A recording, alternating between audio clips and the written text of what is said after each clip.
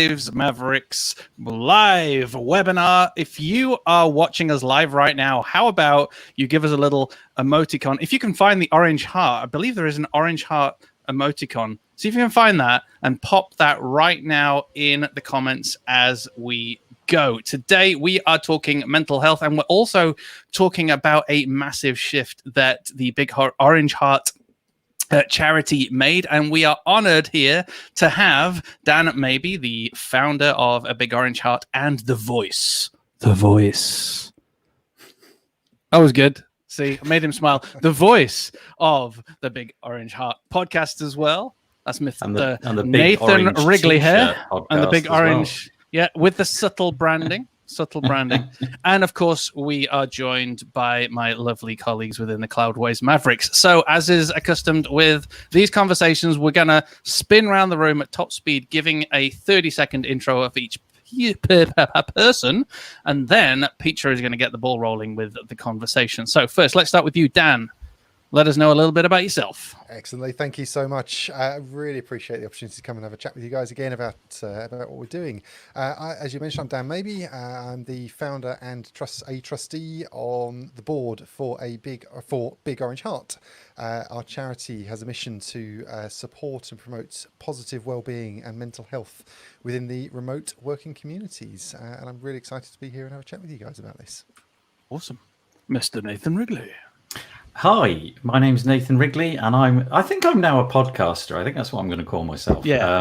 In that I used to spend most of my days building WordPress websites for people, history with Drupal and Magento and things like that. But about a number of years ago, less than 10, but I don't know how many, I moved to WordPress and then got into podcasting, and that's kind of what I do now. And I produce the Press Forward podcast, as you said. There's the logo, which is the podcast of Big Orange Heart, formerly WP&UP, and you can find it at bigorangeheart.org/podcasts. And it's it's a very different podcast to your typical WordPress one, shall we say?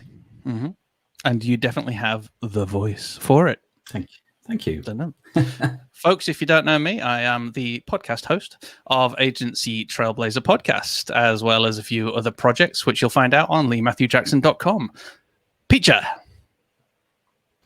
Yeah, my name is Pecha Neri. I am one of the Cloudways Mavericks, together with my handsome colleagues, Jan Kochen, Lee Jackson. And I talk about UX, and I do UX as well, because I always say I talk about it, which is, anybody could do that. But anyway, all the time, actually, kind of incessantly. And then finally, you mentioned handsome, Jan. Yeah, I'm Jan. I'm the host of the Ecom Services Summit, which is running right now, but I'm also a Cloudways Maverick, and I'm proud to be in this team with these amazing people that make me look good all the time. So I'm super excited to kick this off. Is that a compliment? Are you saying we're all ugly so that you look handsome? That I am rising with you. And now we'll rise up. Okay, before this goes Pete Tong, let's hand over to Pecha to kick us off with the conversation. Yes. So as usual, it's kind of the highlight of my month now, because we've had you twice already. And I just really hope that we can make it a habit, because I've known Dan and also Nathan for a while, but Dan for longer, because we met in the WordPress London community. And so I've known the charity, which formerly called WP&UP, since the very beginning. And it's just such a needed initiative. It's basically a mental health charity used to be the WordPress community, because we all work remotely. It's a completely different way of working, and there's a lot of people that feel really isolated because of it. And I was one, so I sort of jumped on it. I was like, help, because I moved from London to Spain, where I live now, and I was suddenly found myself working entirely remotely in a city where I didn't know anybody. And it's kind of, which seemed like a great idea at the time. And then you kind of go, okay, well, maybe there's a few things I hadn't considered. So personally, for me, the fact that Dan created WP&UP filled me with huge gratitude. And then suddenly it wasn't just in recent times, it wasn't just us that worked remotely. Suddenly the world realized that Zoom exists, you know, and all these things. And therefore, I think that a much bigger need has risen.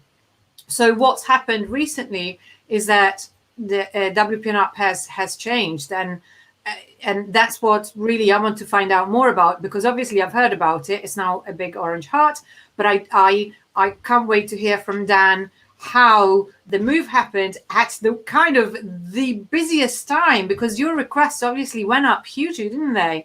And your support went down. So my God, you know, a rebranding, reshifting to be even more inclusive than before. So tell us about it, because it must have been a huge endeavor. Yes, the timing was definitely an issue. There had always been a plan from the start with WP&UP for us to be more inclusive and for us to, you know, to replicate the services into wider communities. We knew that what we were doing within WP&UP wasn't specific to the WordPress community. You know, the issues we're tackling, the well-being, mental health, they're not specific to individuals within the WordPress community by any means. These are issues that at a global level individuals struggle with. So we always had that in mind, that WP&UP would eventually at some point become a charity to support larger communities. We wanted to, we had planned to do that in about another 18 months time from now. So we've been delivering services for a little under 2 years now through WP&UP. And it had been our 3-year plan to go into, I'd say, this bigger charity for us, this wider focus. But then, of course, things went a little bit wrong. And when I say a little bit wrong, I mean extremely wrong with the current global crisis. And as you mentioned, huge portions of the global community got thrown into this, you know, unusual working environment for them, and moving into this remote environment that we as a community are very, very familiar with. And it instantly led us to have conversations at the trustee level and then at the team level within the charity to say, look, you know, what we do here isn't specific to our community. We understand the challenges and the issues that these people are potentially going to be facing now they're being, you know, moved into this working environment, and it just led very naturally to into the conversations. Because some people are really, really lost with this. As you were saying, all of us, I mean, I've been living this life for 5 years, but even before it wasn't completely unknown to me. I had gone on holiday with work and, you know, in my laptop, it was not that unusual for me to be thinking of working remotely, but a lot of people found it a deep shock, even people in our sector, because some people who really relied on the camaraderie of the office or on the fact that they can talk to their colleagues and be understood, and they can't do that at home anymore. And so it's been a huge change. But I had no idea that you had this plan, you had to make it happen right now. I didn't know this. Wow, yes. Scary. We had actually seen we'd seen more than a 310% increase in demand on the services in the initial stages of the COVID-19 crisis, and it led to us, you know, obviously having to increase what we're doing, having to support more people. But it was you know, looking at our community and looking at the individuals that had been coming through and the conversations we've been having. There was just this common thread all the way through, that we were dealing with individuals that were often isolated, often in a working environment where they didn't have, you know, necessarily that kind of office camaraderie and that ability to connect with other people, to, you know, naturally be able to vent their feelings and, you know, and the issues that they're dealing with mentally when they're not around other people. Yeah, exactly. And also, not everyone is an introvert, because there's a lot of us who actually kind of quite welcomed some aspects of it, but not everyone is like this. So I reckon that there are some people that suffer much more than others. Let's just say that. But what's incredible also is what you have built. I mean, I know we'll talk about community later, but I would like for everyone to understand how big this thing is that was built. It's a really, even for now, it's been the WordPress community, but it's big though. There's a Slack. There's a Slack environment where there's so many of us from all over the world, and it's a mutual help situation. So it's sort of gotten bigger, much bigger than anybody now, because there's people helping each other out everywhere in the world, and it is incredibly helpful, seriously. So if any of you listening don't know about this, you can find out now. Can I chip in a little further as well, just to kind of deeper dive into the why? You've told us what you did, and that's great, and you recognize that there is a bigger global demand for what WP&UP was doing. You also said that it was a year and a half away. And you've also said there's a massive increase in demand. I seem to remember as well from our last conversation that there's also been a drop in contributions as well, which is understandable because people were losing jobs, etc. So you're actually looking to help more people with potentially extremely less resources. And I say that that's very scary, a very bold move. And I imagine there has been, was, and still is a hell of a lot of fear in all of this, because you're leveling up massively, bringing a year and a half plan forward. So I guess, again, I would say, is there anything else that you can unpack in your why that has led you to, as a team, be so freaking brave? Yeah, for us as a team, as I said, there's a real heart for what we're doing, and when we could see what was happening, obviously from the global crisis perspective, it really was. We instantly started asking these questions of, this is what we do, and this is how we're supporting people. Can we, in this current situation, help more people? Can we? Do we have the ability to? And whilst, of course, the delivery of service comes at a cost, and we've seen more than a 90% decrease in public donation, or we saw more than a 90% decrease in public donations when the crisis first hit, which, as I mentioned before, we fully support the message there of obviously being financially sensible. But it also meant for us, we were looking at these, seeing these people that were coming through, that we knew we could take this service to. So we've built our peer-to-peer support community, which is a supportive community that enables people to access their peers' support, which obviously for us at a cost level is relatively low in comparison to obviously providing the professional mental health support that we can also provide through the charity. So that really was our focus for us. So we've got a very positive, focused peer-to-peer support community. Can we take that to a wider audience, and can we offer that up for more people to be included within it? So just to recap, I guess what you're saying is that you've, within the WP&UP model, you've established something that you believe is resilient enough to push forward sooner rather than putting it off. So that essentially gave you the bravery, I guess, or the drive to push forward. That's awesome. Yeah. Now, I know Jan's got a question queued up, so I'm sorry to kind of hijack. I was just intrigued. So carry on, Jan. No problem. What I'm wondering is, with so many companies being forced to restructure how they work, and with what Peter mentioned earlier, their teams relying on the social community of working in a shared office and just chatting when you're making coffee or things like that, is what do we use as an alternative? Like, how can we pick the best platforms to bring together our teams when they are all apart away from home? Great question. One of the big challenges that we've been facing is prior to any lockdown, we would run regular in-person events, and the concept around the events is to help reduce social isolation for individuals that often spend a lot of time working individually, working on their own. And obviously that instantly became a challenge for us, because we needed to find a way to deliver an event that had that some sort of semblance of community feel.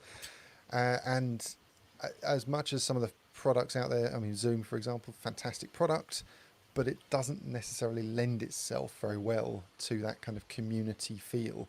because it's not really how we, if we go to an event, you wouldn't necessarily walk into a group of 50, 60, 70 people to have a conversation. You might walk into a group of half a dozen and have a conversation.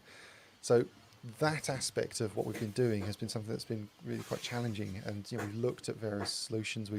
We do have an events platform that we've built that uses some of the other open source solutions such as Jitsi.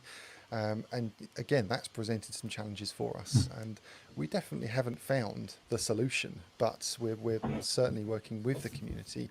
And this is the beauty of what we're doing. We have this community that are so proactive and really are part of it all. It's so we turn to the community when it comes to looking for solutions and ways for us to be able to deliver that sense of community. Interesting. Do you think that the podcast also plays a role in this? I mean, we've talked about Zoom briefly, that brings people together in terms of interacting, and Jitsi is a great alternative. I use that too. Really exciting stuff. But you also said that, and I think that's a very important point, that you don't bump into a meeting. Usually, you'd usually rather seek these private conversations first, or maybe join smaller groups rather than bumping into a Zoom room with 40 people in there already. Do you find that the podcast has gone up in terms of downloads since the lockdown, and that people are craving more about hearing stories they can relate to? Shall I take that one? Yeah, go for it. Yeah. I think across the board, it's been interesting, actually. My assumption was that podcast listenership would go through the roof during lockdown, and that really hasn't turned out to be the case. There's been a modest increase, generally speaking, across the industry. I follow it quite closely, and there's a few notable exceptions. For example, Joe Rogan, who's done rather well out of it all. But I think there's been a modest increase, and I think that speaks to the fact that people haven't necessarily the assumption I think was that during lockdown everybody would just switch on their entertainment devices because they were at home. Of course, that's not really the reason a lot of us are at home. A lot of us are at home to look after our children, or in many cases to work and so on. So there hasn't been a spike. But one of the nice things about the podcast that we at Big Orange Heart throw together is that it does have an actual meaningful message in it. It's not a podcast about so, for example, I run another podcast, and that's about plugins and so on, which is very ephemeral, and it's here today and gone tomorrow. This podcast, I think you could be listening to it in 200 years' time, and the message is, whilst there'd be some technology that we'd speak about which would have been obsolete, the messages about mental health and so on will be there forever. I'm finding it quite interesting that the conversations have changed, though. The conversations that we've been having have changed. So previously we were simply talking often about things like physical health, mental health, and so on and so forth. And now there's been a big focus towards coping with what's happening right now, coping with the reality of sitting in a room all day, coping with the reality of not being allowed to step outside your front door, coping with the reality of having your 3, 2, 1 children there permanently, coping with the reality of their mental health, and the list goes on and on. What I'm interested to see from the perspective of recording these podcasts, if in a year's time, 2 years' time, whatever it might be, if we return to the same topics that we were talking about 6 months ago, or if there's been a lasting impact. I know for me, and I'm sure it's the same for the four of you, there are things which have changed irrevocably. There are things which will never be a feature of my life ever again. There are things which I desperately want to become features of my life again. And going back to the thing that you were having a conversation about a moment ago, the technology, I just haven't worked that one out. I try every new platform the minute I hear about it. So Whereby, I'll give that a go. Zoom, give that a go. Google Meet, I'll try that. StreamYard, give that a go. Just trying it all in a vain attempt to get the perfect mix of everything. And it hasn't arrived yet. But yeah, in terms of the podcast, the messages have changed because what people want to talk about has changed. And in fact, going back about 6 weeks ago, I'm going to say 6 weeks, we actually put the regular podcast on hold. So the regular podcast was about 40 minutes long, and it was a conversation between, well, Jan, we had a conversation, and many other people, and it was just one person talking for a great period of time about the thing that they felt most needed to be aired.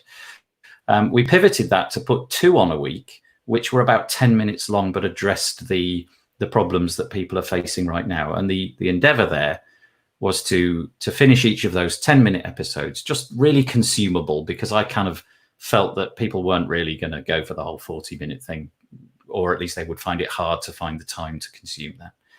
And the message was, okay, this bad thing has happened, but look, this good thing happened at the same time. So we had all sorts of people on, like Jan, you came on and talked about, the fact that you're able to jump on everything that you do, Nathan. Yeah, thank you. Well, I appreciate that. You came on and talked about the fact that you were able to spend a significantly larger period of time with your wife, and obviously at this particular time of your life, that was really important. Other people, Peacher, we had other people on talking about the fact that they were uniting with people in ways that they previously hadn't done. And so, Zoom chats, all these sort of hundreds of people who suddenly were like, I can chat to you in video. And I was like, yeah I know. Yeah. My parents learned that they could push a single red button and they could see me. And they thought that was the stuff of science fiction. And they learnt it because of this. There's no way they would have learnt it. So, there has been a lot changed. I hope many things, like I said, stay this way. I'd like to see the roads less busy. I'd like to see less airplanes in the sky. I'm sure we can all come up with a laundry list. But equally, there's a whole ton of stuff I'd like to have back. And people are struggling. And that's what this charity is all about. So getting back to the core message, Big Orange Heart has become something bigger because the need, the amount of people who need that help has become bigger, extraordinarily more large. That's right. So we took now just quickly mention the Stronger Together podcast series through this. It really has, that message of we are stronger together has been so important, and really trying to get that through, that we are a community. No individual has to deal with this individually. We can be here as a community for one another. Absolutely. Just before you grab that one back, Lee, I'm going to venture, I could be wrong, but I'm going to venture that all 5 of us have had some kind of crisis over the last 8 weeks that utterly was to do with what we're going through. Yep. Like, who knows what that was, right? I won't bore you, but I've hit moments where it's like, good grief, and I don't know who I would turn to. I mean, I've got some friends. I can't see them locally. I've got my friend group about 10 years ago shifted online. The people that I really spend time with now are online. Many of them I've never ever met, but they offer solace and they offer camaraderie and support. And they can do that through text. They can do it in the middle of the night. There are people in that Slack channel who are awake at 4 a.m, my morning. And they're there and they respond and they help. And it might seem like something that you would never think of doing, but honestly, get stuck in. It's a brilliant little community. It's great. Well, it really is. I can't say enough. It's because you can also become part of splinter groups, so that offer even more of a support network. It's basically free group therapy. Basically, and I cannot stress enough the importance and how they help me. I had one such group therapy today. It happens every Tuesday, and they sort my problems out. I am not joking. The help that I get is extraordinary. I just can't stress enough all that you said, Nathan, and more. I think every single one of us has a story about how Big Orange Heart have changed their day or even their life sometimes, and how it's about business as well, because sometimes people come to this. I'm sure that other people do what we do, which is we meet weekly in a small group of us, and today someone had a business issue, and and they got business advice. I had a life issue and I got life advice, and it's just amazing because it lets you step away from your problems to help someone else, which is wonderful for your mental health, but also someone else who's detached from your really tiny world right now, like suffocatingly tiny. They can give you much better advice than you can give yourself. It's just amazing the headspace that all this gives you. Absolutely. Yeah. I mean, all of these conversations, I think, lead perfectly into our next question. And I can imagine right now that there are actually quite a few people who are kind of sick of social media. We had Brexit for an entire year or 2 or 3. I think Brexit lasted forever. And then suddenly it was coronavirus. And then it was Dominic for the last few days. But we won't talk about that because that's actually a sore subject. And I'm still pretty cross about it. And anyway, I can imagine that there are an awful lot of people that might be watching this that don't plug into community and say, okay, it's all right for you guys because you guys are all live streaming right now. You've got the confidence. It's okay for you. You're not as busy as I am right now. I've got to look after my kids. I'm trapped in the house. I've got all of this. I've got my business I need to kind of manage. I'm also trying to support my wife. Maybe she's really stressed out, my partner, whatever that looks like. And I guess my question is, and I would really love if I could get like an answer from both of you, from both of your perspectives, so both you, Dan, and Nathan. And the question is, if you are feeling like that, and if plugging into an online community of like a Facebook group or a WhatsApp chat group or a whatever, if you're looking at plugging into community, if you're not convinced that you should, then could you both make a case for why should you, as that busy, stressed out person who the last thing you want to do is go online right now and talk to other people, why should you plug into community, and what would be a great kind of dip your toe in the water step into that? Shall we start with you, Dan? Sure. Yeah, that's great. Great question. What we've tried to ensure through all that we do is enable ways for people to communicate with us in ways that they are comfortable to do so. So yes, we do have our active communities, our active online communities, which are fantastic places to get that peer-to-peer support. But equally, we also have ways for people to communicate with us on a one-to-one basis that don't require them to necessarily be part of a community in the traditional sense, as in joining a Facebook group or joining a Slack team or the various options that are open. So we have phone support services, we have live chat on the website. So we have the ability for people to contact and communicate with us on a one-to-one basis, and we want to ensure that individuals have those options available, that they are able to communicate in a way that they are comfortable in doing so. We appreciate that a lot of people do far prefer that direct one-to-one communication as opposed to the concept of a group discussion. It's partly why within our Slack community we've developed, as Peter was talking about, these life groups. So the life groups we limit to 6 people, and it's intended to be those much smaller, much more intimate groups that enable people to so it's taking away that needing to kind of, if people are uncomfortable, to air their dirty laundry in public, so to speak. So the introduction of live chat support was a big step for us, and it is one of the most popular forms of communication that we've seen over the last 12 months with us. Can I just follow up with a very quick question before we go to Nathan as well? A common objection would be that if I'm going to plug into either a small group of 6 people or even talk to somebody, that might sap my energy. And I know a lot of people don't connect like with Big Orange Heart or even other people because they're worried about the energy drain. Would you speak anything into that, like any encouragement? It's very, very difficult because we are particularly in our current situation, we're very limited in the ways that we can communicate. And obviously these kind of online formats, phone, they really are, there's a hard limit there for us. But I would certainly encourage any individual, if they are feeling that way, then venture in this one-to-one direct live chat. It's everything's handled with full confidence.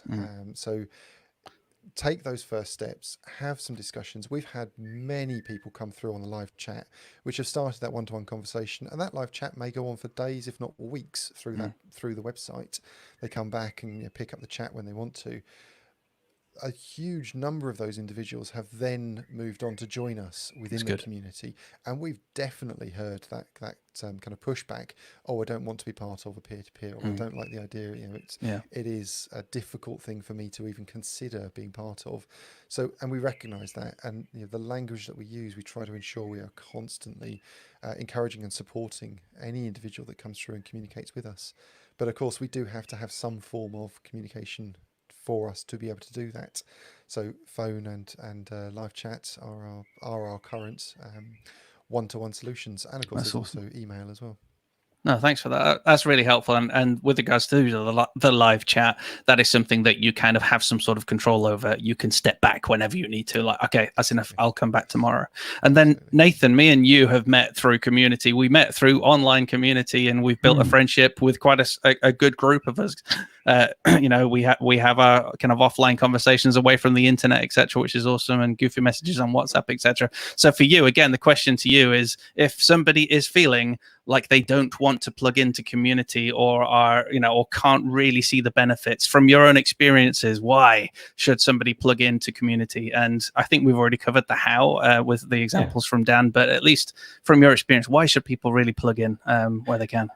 So the sort of analogy that I would draw there is this. Let's take as an example that this is me, right? And I am going through a crisis. There is something going on in my life, and I am alone in this house. I have no children. There's no wife. There's just me. And I feel something is wrong. I can't really express what the wrongness is because I don't have any expertise in that area. But I feel upset. I feel different. I feel out of kilter. Something is wrong.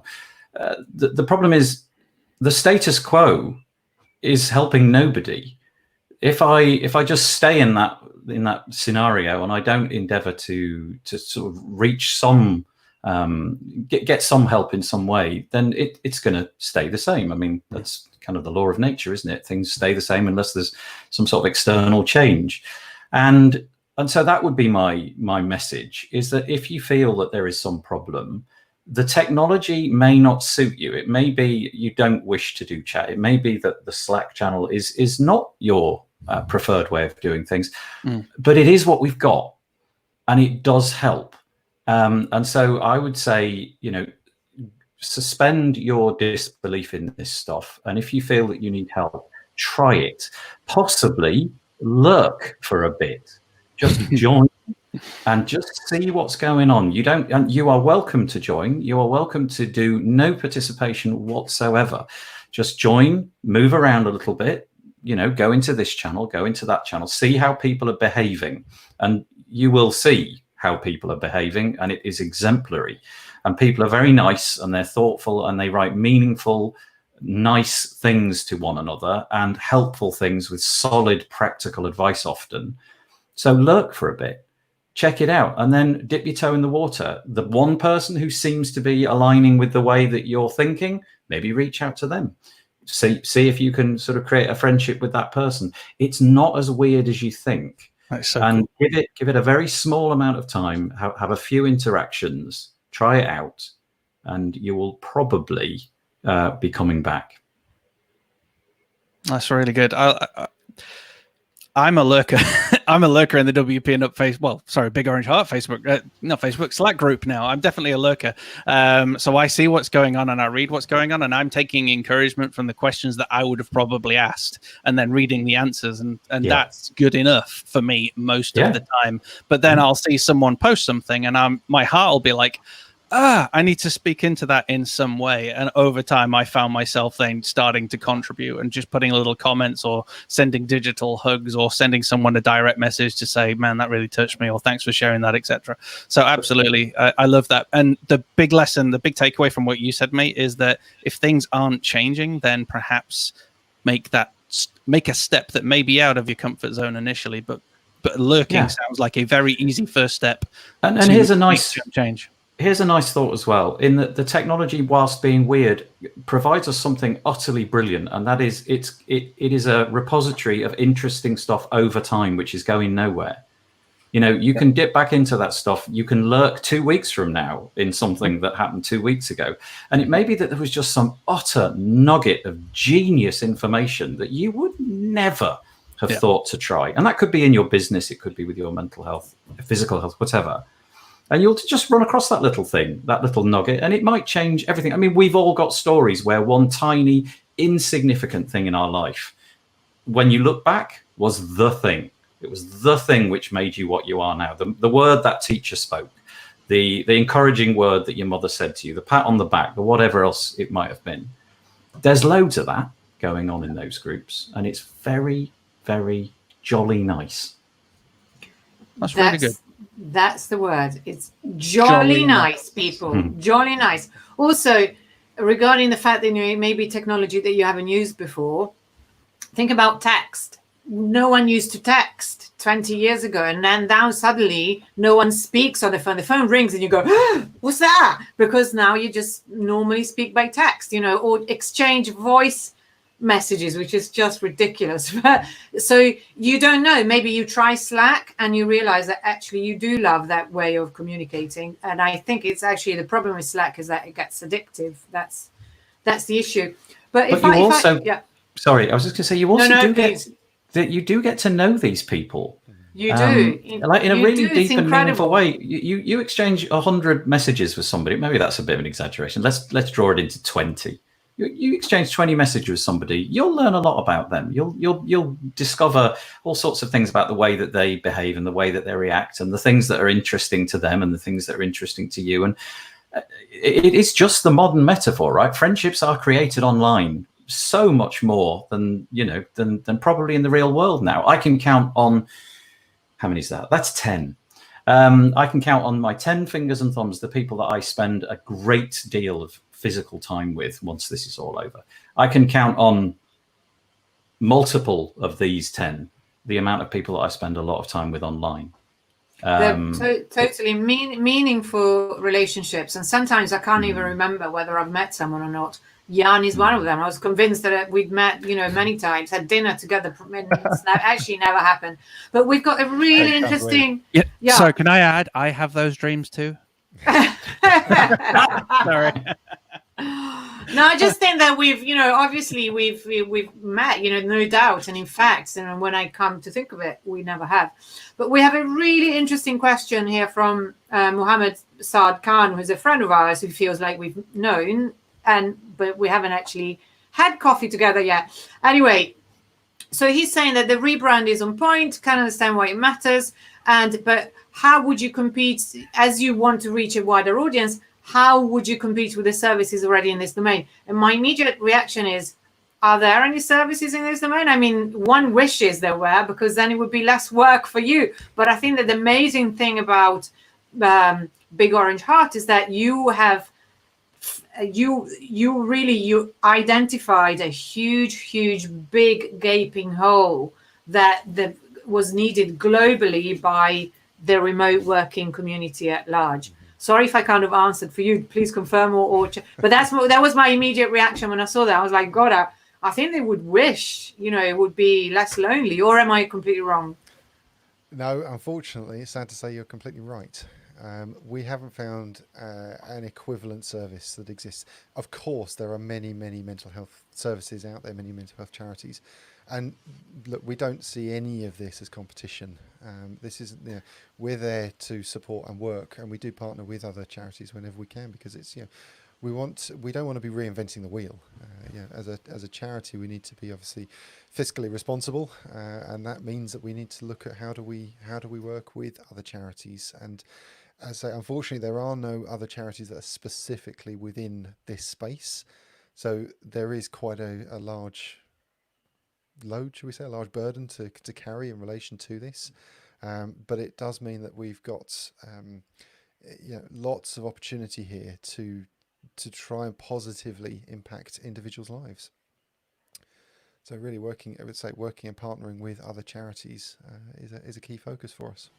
Yeah, I can imagine. So do you think that might be because they were, no, I don't want to say behind with the times, but simply because there are many mental health charities, but they just hadn't realized that there was this huge thing happening because it's relatively new? Do you think? Honestly, I don't know. I don't know why There haven't been more charities in this space, this specific space. As an industry, as you know, within the WordPress community, we tend to be early adopters. We obviously adopted the remote working model many years ago, and obviously we started to see some of the consequences of that in relation to well-being and mental health. But that's not to say we're not unique in that respect. There are also many other industries that also have used the remote working model for a long time. So why there hasn't been other specific charities in this sector doing what we're doing, I don't know. I do have a kind of a follow-up question then, because this is actually so what you are doing is very specific. You're reaching out to people who remote work, and that is obviously a massively increased pool of people for this season, and that will eventually change, but the world will also look very different, because I had a mastermind earlier today where 50% of the CEOs within that mastermind were saying we're now considering closing our office forever, which therefore means there will be, for the future, a larger proportion of people who are remote workers and working from home. Could you think of any charities right now, though, that would still be able to help people who are remote working, who just want to have a conversation? Obviously, I'm thinking instantly the Samaritans. So are there other charities and mental health charities that that you guys obviously could also talk with and support, but equally other people could go and have a look at or go and have conversations with? Absolutely. I mean, this issue. So as you mentioned there, the working environment is shifting. I mean, we've seen Twitter have already said that their entire workforce can remain working from home. We've seen Facebook have said 50% of their workforce will be able to work from home for the next 5 to 10 years.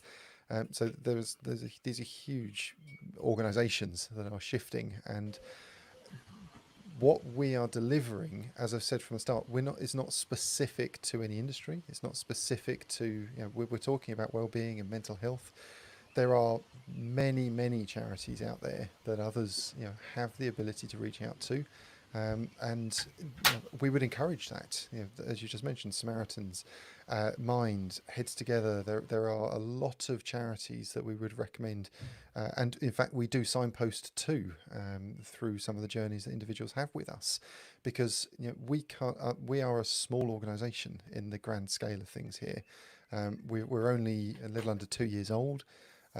We certainly don't have the funding in place to be able to deliver the sorts of services that the likes of the Samaritans can deliver. So, of course, when we find ourselves in a situation where it's more appropriate for us to signpost, then that's absolutely what we will do, because we have to recognise our limitations. But the focus within the remote working community comes from the fact that our team and the individuals that make up Big Orange Heart come from a place of understanding remote working, and we still have our 4 health hubs that we had within WP&UP, focusing on mental health, physical health, business health, and skills health. Those are still, we still have skills relevance. We still have understanding of running a business remotely, in terms of our pool of skills in Big Orange Heart. So there's the combination of understanding the industry combined with pulling together the mental health, professional mental health services that can support this. I think there's one last question that we have, and we're obviously keeping our eye on the live feeds. So the Cloudways team are keeping their eye on the live feeds. We've got multiple live feeds. We've got one on YouTube, Twitter, etc. So whichever one you're on, feel free to ask questions, and if we've got time, we will grab it and share it. But a kind of a final landing question from us Mavericks is that whilst people are learning to plug into community and they're evolving with the remote work-life balance, and also recognizing for a lot of people that actually remote working is a heck of a lot harder than sitting in a physical office with other people, because you have the camaraderie and the energy and the accountability of being in the same room with each other. I know that a lot of people in our community look at everyone on this call right now and say they've achieved a lot. We have Nathan Wrigley, the podcaster. He's launched all these podcasts, etc. Dan's grown this amazing charity, as well as running multiple businesses, etc. And I feel like we've all learned a very valuable lesson, or have learned valuable lessons throughout our lives, whilst balancing our mental health. We've still been able to achieve things and push through. And I would love, again, as we kind of come into land from both of you, maybe a tip or some advice on how to achieve things, as it were, despite yourself, if that's the right question. It sounds wrong, but I know that I am my biggest kind of worst enemy, and I am the guy who holds myself back the most, rather than going after things. So you've both achieved so much over the last few years. Could you both share, and maybe start with Nathan, just some tips on how to push forward and achieve some of those goals and dreams that people may feel a bit frustrated about, that they've never gone after? It feels like right now in the COVID world that now is the time for us to dig in and dig deep and try and make some new and exciting change. That was a really long question. Hopefully you got a long question. Hopefully you got something out of that. Yeah. Nathan, to answer. I would grow your hair. That's all I've got. No. Firstly, I'm going to struggle to answer this question because I do not regard myself as a great success. I don't mean that to sound kind of like, oh, pity him. I just don't have that the mentality about myself. I don't kind of. But you are doing what you love, and I think that's the important thing. Yes. Okay. Yeah. So that's where it was going, and that is to say that I have. A very long time ago, I don't know where this came from. I don't know if it was inculcated in me or educated into me. I made a decision that the things that I wished for in life were going to be fairly modest. That I didn't really wish to, well, silly example, but fame and fortune, let's call it that. I didn't really have a great desire for those things. I wanted to have sort of stability, and I wanted, certainly when my children came along, I wanted the stability more than ever, but I wanted life to be fairly pedestrian and normal, and for things to be just sort of ticking along. So I've never been one to kind of go after the big agency. I've never been one to try and grow the team. It's just me. It's always been me. And although that might sound like a defeat in many ways, I see that as a bit of a pearl of wisdom, in that if you have ambitions, let's say that you are constantly being told that you must be something which doesn't feel right for you, don't try and do it too much. If you try it and you succeed, fabulous, that's brilliant, but don't beat yourself up about it too much. And although that sounds like the antithesis of advice, I feel it's been good advice for me. I feel that it's brought on happiness. It's brought a heck of a lot more free time that I can spend with my children. It's not perfect. There are times when I really struggle with it. But advice, it might not seem to be, but that's what I've got is, work out what you want in life, figure out what that means for you, and go for that. And don't be afraid to be small. And to take your time and don't beat yourself up. There's so much in that you're absolutely right, Nathan. Thank you so much. Same really long-winded question, which I'm not going to repeat to you, Dan. And thank you, Nathan. Similar to Nathan. I mean, in terms of this perception of success, the perception of succeeding. If you're within our Slack community, you'll have seen me share a few days ago the fact that through this period I've lost 2 businesses because of what's gone on. And how do we measure success, and how do we say that you're successful? And I appreciate I'm very, very privileged in that I'm able to come on and have these conversations and speak in front of people. And I feel very blessed that I'm able to do that. But equally, every day you're having to work out how to take the next step forward. And for me, it's always been about other people and trying to work with other people and include other people. Your time is finite, and obviously you can only achieve so much. And we would never have achieved this rebrand and this pivot into Big Orange Heart had it not have been for this incredible community of individuals that we've got around the charity.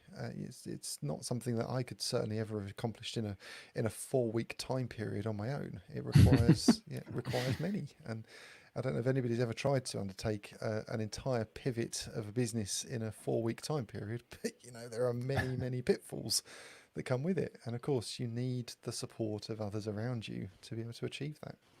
Awesome. Yeah. And I want to make one last point before we then can chat and catch up and wrap up. I've had this conversation with Dennis Yu today, the CEO of Blitz Metrics, and they work with Nike, Adidas, Rosetta Stone, and they're this really successful company.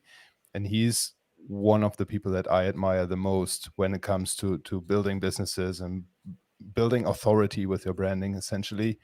And we talked about imposter syndrome. And even Dennis Yu, who I see as the godfather of personal branding and Facebook ads, if you will, he's really, really good. He didn't put out any content for the past 2 days, like any personal videos, because he thought he wasn't good enough on creating these videos, which seems ridiculous to me. I mean, anything he says to me looks like this shiny little object of wisdom that I can't wait to jump on and implement. And he holds himself back still. And that gave me so much confidence, because if he faces imposter syndrome, I know that's something I have to get used to, because I want to be at his level at some point. And if there still is imposter syndrome, then there's no reason to let it hold me back where I am right now. Yeah, I think to a degree, imposter syndrome is healthy, isn't it?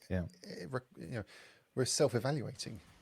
It's definitely a sign of knowing your limits and wanting to go beyond them, therefore wanting to improve. I can think of a few people that don't have it, and it show, and and it's worse than having it. That was me when I used to work in my old employer in 2000, and I still apologize to my manager every now and again for being a complete idiot, because I was so full of myself. It was ridiculous. I had no imposter syndrome until I really messed up a few things, and then I was like, oh dear. No, you said as well that there's been a massive pivot for you guys. That's a 4-week pivot, and it's a perfect opportune moment, really, just to encourage people as well to check out. There's a blog post that Cloudways have put out, which is leading to a whole load of tools that have had discounts on them as well. I'm aware that people are changing how they operate, what software they use, and including what services they offer. So there's a whole load of businesses that have shared discounts for their products on there. And also, if you are watching this either on the replay or live and you have a product or service that you feel could be helpful to people, it'd be great if you could connect with the Cloudways team to get your product listed on there, which would be absolutely phenomenal. Now, where am I? Yes. Guys, we've talked a lot about the WP&UP community. And we've talked, the Big Orange Heart. See, that's the problem with the pivot, isn't it? We've talked a lot about the Big Orange Heart community. We've talked about as well what valuable things you do. How can we as listeners, as participants, as community members best support you guys? Well, there's two very distinct ways. As with everything, unfortunately, this does take money. And there is, we've just done some work. We're going to be releasing some details at some point this week in relation to how every pound that is received is spent. To give some context, at the moment we are looking at an average of £10,254 per month cost to deliver this service. So that website right there, fund.bigorangeheart.org, is crucial. We are always looking to work with like-minded companies to support this organization. We've just done a huge piece of work through this pivot. This pivot has included some incredibly big pieces of work other than just a rebrand. One of those pieces of work is actually looking at our sponsorship opportunities and how we provide our sponsorship. Historically, we've had one sponsorship package that was priced at £75,000 a year. Now, we know that excluded a huge portion of the community. So we looked at what works, what hasn't worked, how can we change that? We've packaged up that package, that £75,000, we've packaged into a much more refined package for companies now to purchase at £10,000. So we've really brought the price down, but loaded it full of value. And it does take a community to deliver this, a community of businesses to get behind it. And I just want to say a big thank you to Cloudways for being one of those companies that have gotten behind us. They've visited bigorangeheart.org/sponsor, and they've got on board, and it does enable us to be able to support this community, as we've spoken about, we're looking at an average per hour cost of our support at just £16 an hour. So we've delivered 7,500 hours of support through 2019 at a cost of a little over £120,000. That, by any stretch of the imagination, when it comes to delivering mental health and wellbeing support, is a positive. But as I say, it does take funding for us to be able to do that. But also it takes a community of volunteers, and we're so grateful for every single person that gets involved. Again, at bigorangeheart.org/volunteer. As an opportunity to become part of the team, and there are many roles that it takes to deliver this on a global scale. I'm keeping up with these links, mate. Volunteer over at Big Orange Heart. And then finally, the point that you made was it takes a community. If you can't financially help in any way, you can join the community. So because it takes a community, and we need a big, strong community. So there's a few links. Let's just recap those. There's bigorangeheart.org/join. That's going to get you into the community, I believe. And that's the Slack community, of which Nathan said so well. Just go ahead and look for a while. If that's not your thing, just go ahead and look. You'll soon want to say something, I'm sure. Next, you can help donate. That's a small monthly amount, whatever you can achieve. And Dan, the whole team at Big Orange Heart are always saying, don't give if you don't have. But if you do and you can contribute, please do. That's how you can do that. If you are a business, there is your sponsor information here, /sponsor. And if you have some time or skill, talent, whatever that may be, then please go ahead and check out bigorangeheart.org/volunteer. Now, we are coming into land. I mentioned earlier that Cloudways have got that page of initiatives. One of those initiatives being from our very own young Jan Koch. Could you quickly explain a little bit about your summit that's rocking around these air parts right now? Absolutely. So my summit is ecomservicessummit.com. And what you can expect is you can expect free content that helps you work with e-commerce brands. And the idea behind that is, since so many traditionally offline businesses are pushing into the online market because they are forced to, I thought that there is a need for more agencies and freelancers too, who serve them, like who build the shops for them and who run the marketing campaigns for them. And with ecomservicessummit.com, I've brought together 18 really knowledgeable experts that share information on how you can position yourself better in the market, how you run Snapchat ads to scale your e-com, how you build product detail pages properly, and all that good stuff. And you can just drop your email in there on the landing page and you get all the sessions for free. It runs until Friday this week, so I'm super excited to seeing you there. And there's a networking area where we can have live standing meetings with Jitsi, what Dan also mentioned earlier in this webinar. So you can just drop into the crowded space in that networking area and just get in touch with people and network. Yeah. Folks, we are now coming into land. Now, what would be awesome is if you could share your biggest takeaway. We've had a lot of conversation, and one of the things I've learned by being a part of community is that when I have a conversation, things that I had never connected get connected in my mind, or I'm reminded of something really important. And a couple of those things were from Nathan, where he says lurking, just lurk for a while and then slowly get involved and find people that resonate with you and then go and talk with those people. I was doing the complete opposite originally, and I was trying to chat to everyone, and it was just so exhausting. So that's one of those really important things. And also creating, in fact, both Dan and Nathan were talking about what makes you happy and pursue those sorts of things. So for me, they were two of my biggest takeaways. So it'd be wonderful if you could share in the comments of this live stream, what were your biggest takeaways? What would you advise your past self from maybe 5 years ago?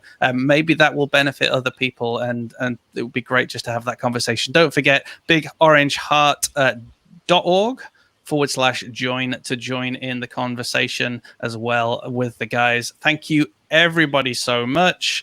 I think with that, shall we do our awkward wave?